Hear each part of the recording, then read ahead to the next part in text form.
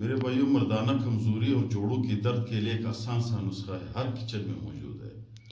ایک حکیم صاحب، میرے بھائی بہت بڑا حکیم صاحب تھا، اس کی 97 سال عمر تھا۔ اس نے ہمیں بتایا کہ بھائی جس بندے کو مردانہ کمزوری ہے یا اس کی جوڑوں پہ درد ہوتا ہے، وہ اسے ایک علاج کرے، زندگی بھر 2 چیزیں کھایا کرے، دن کو شام کو نہیں، دن کو کھانے کے ساتھ کچا پیاز کیا کھایا کرے، اور خواہ مخواہ ہفتے میں 2 دفعہ بھنڈی کھایا کرے۔ جو بھی بندہ کچا پیاز کھاتا ہے اور ہفتے میں 2 دفعہ بھنڈی کھاتا ہے، جتنے زیادہ کھا سکتا ہے کھا لے، لیکن کم از کم 2 دفعہ کھا لیا کرے، تو اس شخص کو کبھی مردانہ کمزوری نہیں آئے گی۔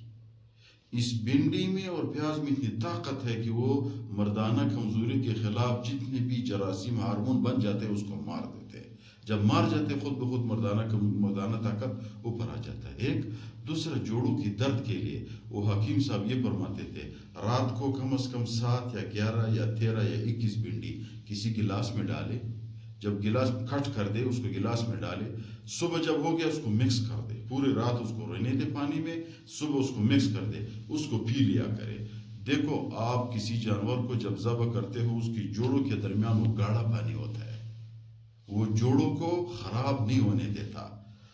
جب بندہ بوڑھا ہو جائے وہ گاڑھا پانی ختم ہو جاتا ہے، پھر جوڑوں پہ درد آ جاتا ہے، کمر پہ درد آتا ہے، سر پہ درد آتا ہے، ہر جوڑ پہ درد ہوتے ہیں۔ تو حکیم صاحب کہتے تھے کہ اس پانی کی، بھنڈی کی پانی کو صبح آپ دیکھو، وہ اسی طرح گاڑھا ہوتا ہے جیسے جوڑوں کے درمیان پانی جو گاڑھا ہوتا ہے، اسی طرح گاڑھا پانی ہوتا ہے۔ یہ جب بندہ پی لے، یہ سیدھا جوڑوں کے درمیان جاتے ہیں، سیدھا ادھر پہنچ جاتے ہیں۔ جب ادھر پہنچ گئے تو آپ کی جوڑوں کی اندر درمیان والے پانی کبھی ختم نہیں ہوتا، تو کبھی انسان کو جوڑوں کی بیماری نہیں آئے گی۔ تو ہر بندہ کوشش کرے، سستا ہے، بھنڈی بھی سستا ہے، پیاز بھی سستا ہے، بڑے بیماریوں سے اللہ تعالیٰ انسان اس کے ذریعے بچاتا ہے۔ اور پیاز میں دوسری طاقت بھی ہے، پیاز جسم کے اندر جراثیم کو مار لیتا ہے۔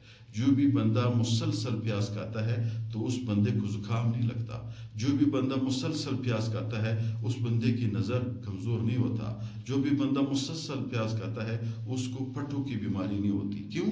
یہ جراثیم کش چیز ہے، یہ جراثیم کو مار لیتا ہے۔ تو ہر بندہ کوشش کرے کہ اس کو کھا لیا کرے۔ ہاں، اگر نماز کا ٹائم ہے تو نہ کھایا کرے، دن کو کھانے سے پہلے، کھانے کے ساتھ کھایا کرے، اور کھانا ایسا ٹائم کھایا کرے کہ جب نماز مسجد کی طرف آپ نزدیک نہ ہو۔